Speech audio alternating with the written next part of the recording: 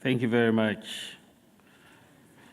Dr. Oswefrie Koto, Minister for Agriculture, Honorable Ministers of State and Deputy Ministers of State, Members of Parliament, Your Excellency Robert P. Jackson, United States Ambassador to Ghana, members of the Diplomatic Corps, Seyofi Grant, Chief Executive Officer of the Ghana Investment Promotion Center, Rick Devoren, Chief of Party, USAID, FinGAP, heads of institutions, distinguished invited guests, media, ladies and gentlemen. It gives me great pleasure to deliver the keynote address at this forum. I'd like to congratulate the CEO and staff of the Ghana Investment Promotion Center and also USAID, financing Ghanaian Agriculture Project, the USAID FinGAP, for hosting this event. It is my hope that the key players represented here today will also take the opportunity to participate in the upcoming agricultural sector stakeholders forum that the Minister for Agriculture is organizing, and we hope will help firm up the content of what we are calling a Marshall Plan for Agriculture to feed into the Planting for Food and Jobs program. Distinguished ladies and gentlemen, for a sector that employs a majority of our peoples and which presents a critical transformational growth opportunity for Ghana, its declining fortunes over the years is nothing but heartbreaking.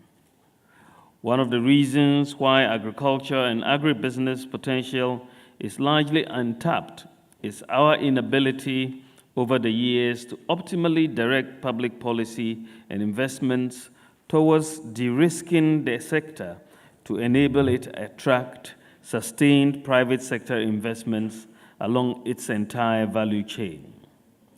With the right level of support, we can unlock substantial value in farming through storage, transportation, agro-processing, branding and marketing, and distribution of food and commercial crops, as well as meat products, along with other agribusiness products and services like agrochemicals, farm tools and machinery, farm management software, and seed production, amongst others. Another factor that has contributed to the decline of the agricultural sector is that for far too long, public sector investments have been very low and has been backed by a conservative strategy that focused on minor incremental changes instead of transformational ones. In the meantime, programs such as USAID's FinGAP have stepped in to fill a critical part of the gap by facilitating access to financing.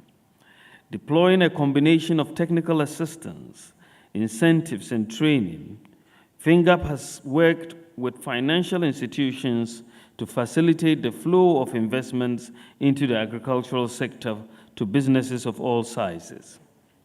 Indeed, as a successful example of a collaborative solution to support private sector agriculture ventures, FinGAP, since its inception in 2011, has facilitated almost 2,000 transactions in excess of $120 million, with emphasis on grains value chain in the northern part of Ghana. We must congratulate USAID for its continuing interest in providing essential support for the sector. Ladies and gentlemen, coming into office under the leadership of the President Nana Akufo-Addo Akufo-Addo, we were convinced that for the agricultural sector to take off, government must take leadership and also send the right signals to investors that it is ready to put its money where its policy priorities are.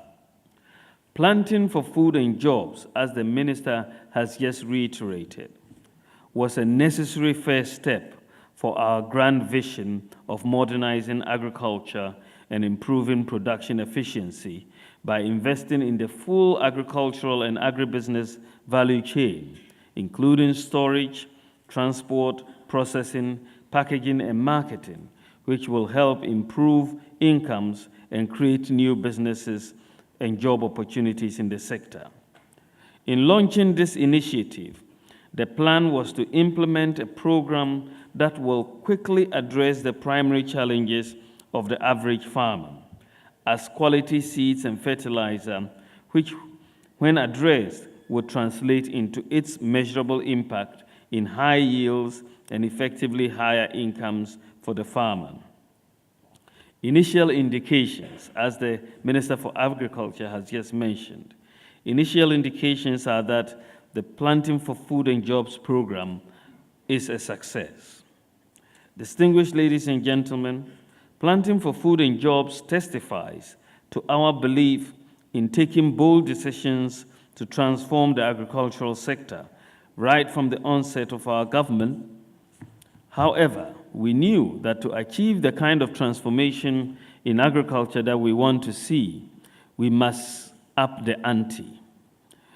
Thus, we must take even bolder decisions to reinforce the Planting for Food and Jobs program that will change the sector in fundamental ways.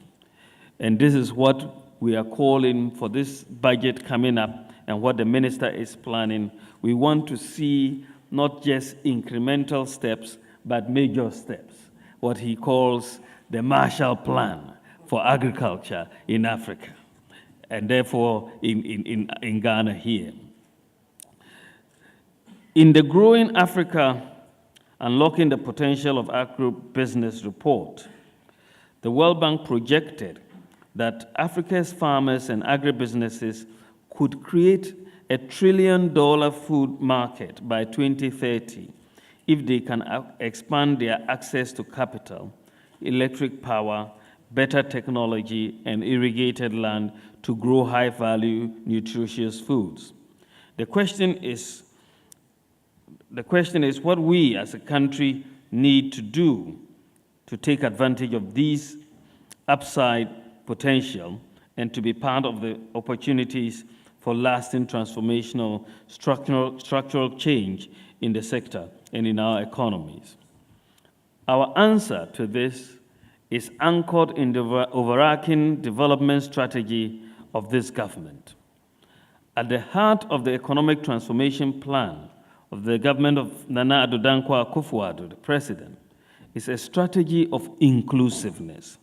This is really, at the end of the day, if you want to increase your production and your productivity and move up to your production possibilities frontier, you cannot do it by excluding most of your people. And this is why the whole paradigm is one of inclusiveness. And this is why we are talking about free SHS, one district, one factory, and so on, $1 million for one constituency, and so on. In essence, what we are looking for is we want a transformation of our economy that positively impacts the majority of our people, particularly the majority that have been excluded and left behind over the years as a result of structural deficiencies in our development trajectory. With this in mind, and with Planting for Food and Jobs laying the foundation, we are convinced that it is now is the time to onboard other elements of our vision for the sector by launching and implementing the Marshall Plan for Agriculture. Broadly speaking, the Marshall Plan for Agriculture is aimed at ramping up investments under the Planting for Food and Jobs, that is seeds, subsidized fertilizer, storage, and so on, abolishing duties on agro-processing, manufacturing equipment, implementing grant funding for agribusiness startups, opening up food baskets across the country. For example, their farm plains through road construction and irrigation projects. If you look at the country, you would see that there are many, many fertile areas that are really cut off. And you'd see places in their farm plains, Agogo Dome through Donko Krom to the riverside. If you could put a road there especially Domi going through Donkokrom, Riverside. If you could put a good road there, it opens up the whole area for agriculture. And that is just there. Of course, you head out in the western region, and there are some major roads that if we could, for example, Elubo through Enchi and some of the other roads that you have in there, Wale stretch, Bintiri Nalergu stretch, Karaga, Goshegu, Tamale stretch. There are some major key roads in this country that if we actually focused and put them together and actually did them, you open up agriculture and you de-risk this sector very significantly in our country. And so we have to, if we are talking about agriculture, sure, the private sector is going to play its part, but we've got to also, from the public sector side, invest in some of this infrastructure, like the road infrastructure, to open up the Yagaba-Kubori area, for example, major fertile ground. Why don't we make sure the bridge across the Boya or across Nawuni, those two bridges are done to bring this huge fertile land mass into cultivation? So we've got to make sure that if we put together all of these road networks, and they are not, huge if you look at the benefits that will come if we invest in them. And this is the sort of thinking that is driving this idea of the Marshall Plan in agriculture. And I'm sure that we are going to get also a lot of support in the area of irrigation in bringing all of this up. But it's a holistic approach that we should adopt in there. So we also want to, through this, look at de-risking the agriculture and agribusiness sector through a sustainable agriculture financing scheme. We want to establish a pension scheme for cocoa farmers and give specific technical assistance and tax incentives to support agro-processing, packaging, and so on, and increasing the pace of mechanization. We've already talked, we've talked about establishing mechanization centers across every district in this country. And this is really the time to do it. And it shouldn't really take too much to make sure that every district has a mechanization center through which farmers can access tractor services and other implements that will help us actually bring more technology in farming. Distinguished ladies and gentlemen, implementing the Marshall Plan for agriculture will lead to structural transformation, which in turn will catalyze economic activities and connect major sectors in the economy. It will lead to higher incomes, value addition for jobs, and the opportunities that come with being globally competitive.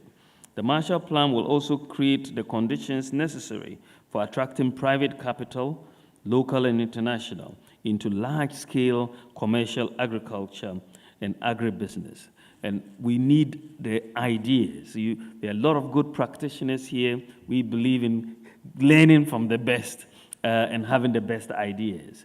And this is why the Minister for Agriculture, I think in a few weeks, is going to be convening this conference for stakeholders to look at what exactly will go into this Marshall Plan for agriculture. Let's interrogate it. What are the best things? And we know that USAID and other many other stakeholders have good ideas. And I think it is time to let us look at all of them and put them in a strategic document and a policy framework that we can implement to the satisfaction of all stakeholders in the industry, and to make sure we have a major ramping up of agricultural productivity in Ghana. Distinguished ladies and gentlemen, I invite you to think about the opportunities that exist for investors along the entire value chain of the Agric sector as we launch the Marshall Plan for Agriculture. And this plan is going to feed into the planting for Food and Jobs, which is essentially the overall strategy that we are going, combined with a strong legal and regulatory framework which protects your investments. The incentives and abundance of talent in the sector and the de-risking of the sector in order to attract financing, there can never be a better time for farmers, agro-processors, technological, distribution, and post-production services providers to invest in the sector. So do invest in the sector. I take this opportunity to thank the USAID for implementing FinGAP and to assure our partners and investors of government's continued commitment to working with all to ensure a thriving sector that yields positive returns for all. I thank you for your attention. May God bless our homeland, Ghana. Thank you.